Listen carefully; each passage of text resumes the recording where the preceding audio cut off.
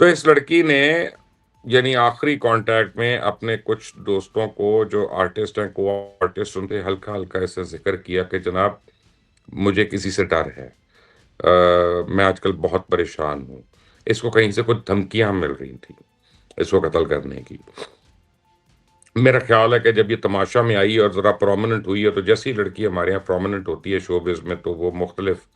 اس کے بھائی بن کے سامنے آ جاتے ہیں اس کی زندگی میں، اور اونرشپ لینے کی کوشش کر رہے ہوتے ہیں۔ تو اس کو ہوئی ہے، تو اس وقت میں سمجھتا ہوں اگر اس کا باپ، ماں، بہن، بھائی کوئی نہ کوئی اس کے ساتھ ہوتا یا کسی سے یہ رابطے میں ہوتی، تو شاید بہت کچھ بچ سکتا تھا، یہ نوبت یہاں تک آتی ہی نہ۔ لیکن بہرحال وہ اپنے ان پہ اسٹرگل کر رہی تھی۔ اچھا، اس کی ریپوٹیشن جو ہے وہ پورے کراچی میں بڑی اچھی ہے، یعنی اسٹریٹ ریپوٹیشن ہے کہ جناب یہ صرف کام کے لیے آتی تھی، کام اس کو کوشش کرتی تھی کہ مل جائے تو مل جائے، نہیں ملا تو صبر شکر، اور آرٹسٹ ٹائپ تھی کہ کبھی کو پینٹنگ بنا لی، کسی کو جا کے اسٹوڈیو میں گفٹ کر دی کہ جی یہ پینٹنگ میں نے بنائی ہے، آپ لے لیں، یہ پکچر میں نے ڈرا کی ہے، آپ اس کو لے لیں۔ تو اس کا مطلب ہے کہ اس کو آرٹ سے ہی لگاؤ تھا۔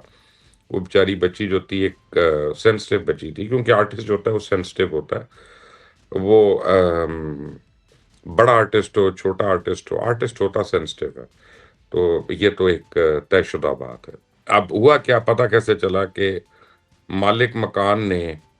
کہہ دیا کہ جناب اس نے کرایہ نہیں دیا تھا، تو میں بیلف لے کے پہنچا، انہوں نے دروازہ توڑا تو دیکھا اندر اس کی لاش تھی۔ پولیس نے کہہ دیا کہ جی 1 مہینہ پہلے اس کی ڈیتھ ہوئی، اللہ اللہ خیر صلی اللہ۔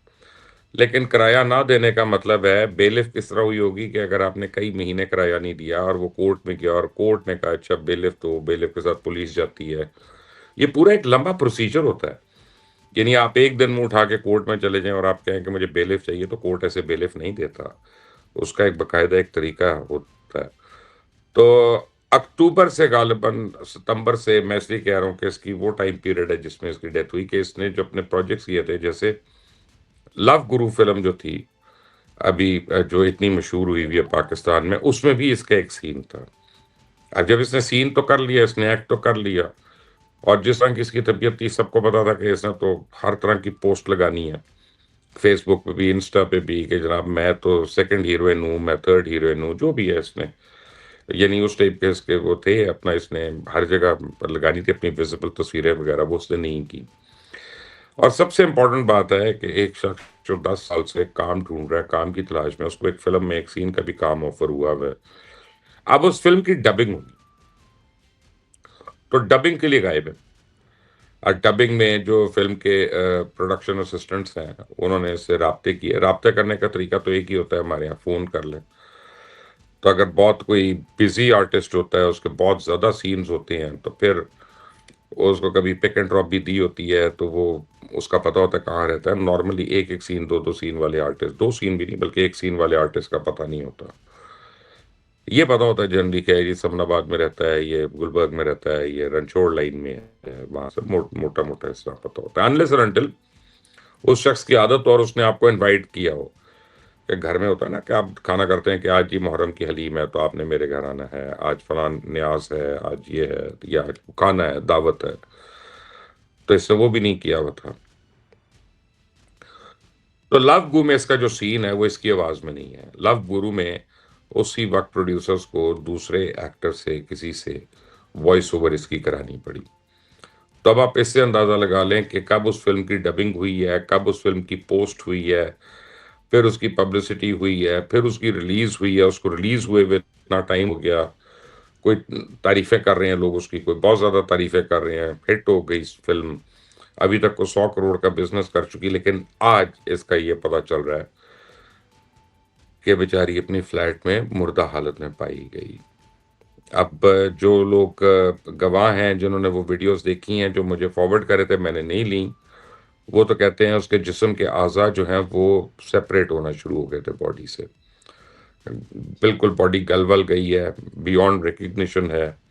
وہ جو بھی پتہ چلے گا وہ صرف ڈی این اے سے پتہ چلے گا یا فورینسک سے پتہ چلے گا، یعنی اب اس کی شناخت نہیں ہو سکتی، باڈی کی کنڈیشن ایسی ہے، کیونکہ اتنے مہینے سے وہ باڈی جو ہے اسی حال میں پڑی ہوئی ہے۔ تو سوال یہ پیدا ہوتا ہے کہ پولیس اس کے اوپر مٹی کیوں ڈال رہی ہے؟ کر لیں، کبھی زندگی میں کوئی کام اپنی ذمہ داری سمجھ کے، ڈیوٹی سمجھ کے بھی کر لینی چاہیے. سب تیل پانی پتی کے لیے نہیں کرتے انسان. کو 10-20 ہزار ملے تو میں آگے چلوں، یہ وہ کبھی یہ سوچ لے کہ یار میں اتنے گناہ گار آدمی ہوں تو اللہ تعالیٰ شاید اسی وجہ سے مجھے کو بخشش کا سامان ہو جائے. یہ ہو اس بچی کی، عمیرہ اصغر کی، اگر پتہ چل جاتا ہے کہ اس کو کس نے مارا یا کیسے what happened in the end, یا وجہ موت جو ہے وہ ضرور پتہ ہونی چاہیے. ینگ لڑکی ہے، فٹ لڑکی ہے، آتی جاتی ہے ہر جگہ، یعنی اس کو کوئی بیماریاں نہیں ہیں، اس کو کوئی تکلیفیں نہیں ہیں، لیکن اس نے ذکر ضرور کیا کہ جناب مجھے پریشانی ہے، کوئی میرے پیچھے پڑا ہوا ہے، کہیں سے مجھے دھمکیاں آ رہی ہیں. تو دیٹ مینس کہ there is something fishy and there something not right.